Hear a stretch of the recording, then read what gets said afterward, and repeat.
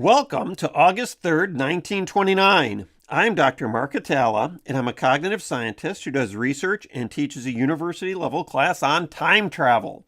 And today we're going to watch the Modern Venus Beauty Contest. Now, the Venus de Milo is a larger-than-life sculpture. It's actually 6'8", and it was created around 100 BC. It's in the Louvre, but it was discovered on the Greek island of Milos, hence the name. And it depicts the Roman goddess Venus, or in Greek it's Aphrodite in Greek mythology, and that's the goddess of beauty and love. Now, in the 1890s, at American colleges, they started measuring the physical attributes of students, and that was a standard practice of both men and women. And Harvard professor Dudley Sargent collected data from women at a number of schools. These are all college-age women, so Smith, Wellesley, Radcliffe, etc., in order to build the perfect woman. He created a statue based on the 60 measurements which were taken from each undergraduate. And the measurements included wrists and forearms in addition to the usual height, weight, bust size, etc. The statue was finished in 1893 and was actually displayed at that year's Chicago World's Fair. But this led to controversy. These modern Venus contests were going on all over the place.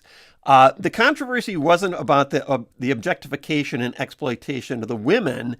It was about which American campus contained women with the ideal proportions.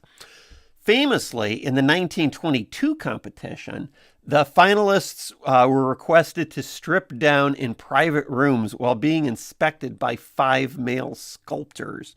And the winner is pictured to the right. That's Dorothy Knapp. And she was 5'3", and you can see her proportions there. Now, Coney Island started their own Modern Venus contest in 1913, and it ran until at least 1940. I wasn't able to track down when it actually ended because, surprisingly, there's no Wikipedia page for it. But it was held in Steeplechase Park, and they threw out the science, but they kept the measurements and made it into a beauty contest. And so you'll be able to see that in the video. This allowed them to measure the contestants, for scientific purposes, but still have them in swimsuits. Now, the winner of the 1929 Modern Venus Beauty Contest was Dagmar Olsen, and she's pictured there to the right. She was described as a Norse beauty, but then the trail ran cold. I found a Dagmar Olsen in the 1940 census, but the ages don't really match up. She'd have to be 34 in that picture, and I don't think she is.